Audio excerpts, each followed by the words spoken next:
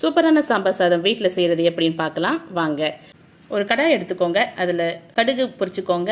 கருவேப்பிலை சேர்த்துட்டு சின்ன வெங்காயம் ப்ரௌனாக வர வரைக்கும் நீங்கள் நல்லா வதக்கிட்டு அது கூட தக்காளி சேர்த்துட்டு தக்காளி நல்லா வதங்கினதுக்கு அப்புறமா உப்பு, மிளகாத்தூள், மஞ்சள் தூள், தனியா பவுடர் எல்லாத்தையுமா சேர்த்து நல்லா வதக்கிட்டு தேவைக்கேற்ப உங்களுக்கு என்ன வெஜிடபிள்ஸ் இருக்குதோ வீட்டில் அதை நீங்கள் சேர்த்துக்கலாம். காய் வேகிறதுக்கு தேவையான அளவுக்கு தண்ணி ஊற்றி அதை கொஞ்சம் வேக விடுங்க. வேக விட்டதுக்கு இடையில நான் இங்கே ஒரு அழகு போல் ரைஸ் எடுத்து அதுக்கு ஈக்குவலான அளவுக்கு பருப்பும் எடுத்து ஊற வச்சு அதை நான் பாயில் பண்ணி வச்சுருக்கேன் குக்கரில்.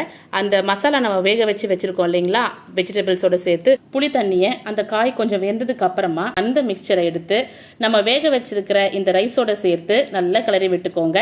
நல்லா கிளறி விட்டதுக்கு அப்புறமா ஒரு 5 to 10 மினிட்ஸ் சிம்மரில் விட்டுருங்க. உங்களுக்கு தேவையான கன்சிஸ்டன்சி வந்ததுக்கு அப்புறமா கொத்தமல்லி நெய்யும் சேர்த்து சூப்பராக சர்வ் பண்ணுங்க.